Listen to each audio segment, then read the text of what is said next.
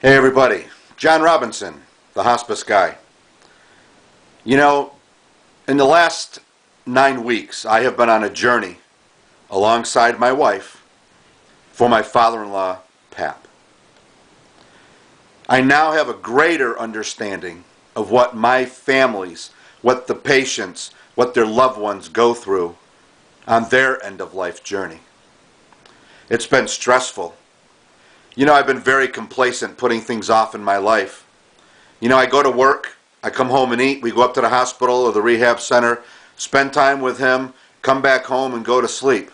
You don't have time to concentrate on anything but him. I didn't get anything done in the house for 9 weeks. The last 8 days of his life was spent here in our home. And he came home on home care, but he quickly, I would say, declined to go on to hospice care. And Bobby and I were sleep deprived. There were life and death decisions that we had to make during this time. Pap was able to make his decisions until he became unresponsive.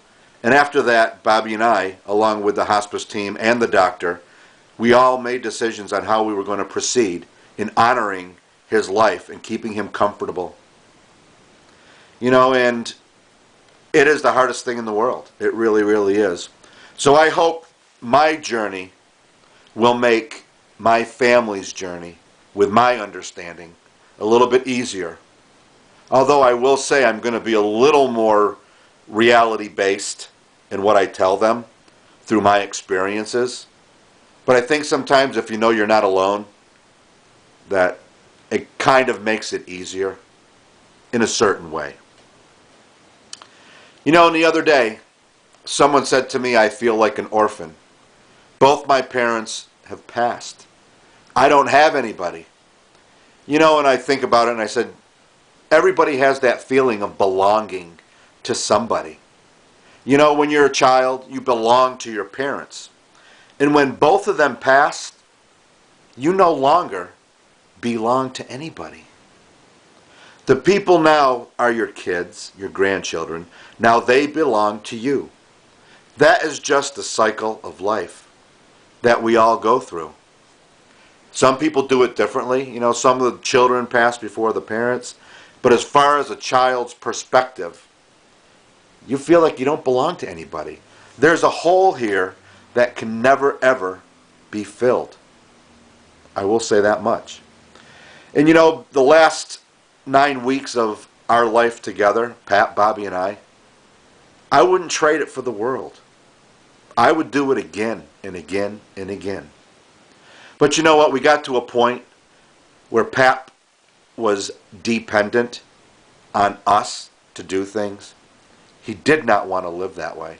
And we honored his wish of being there for him. But he also didn't want anything aggressive, because there were no options.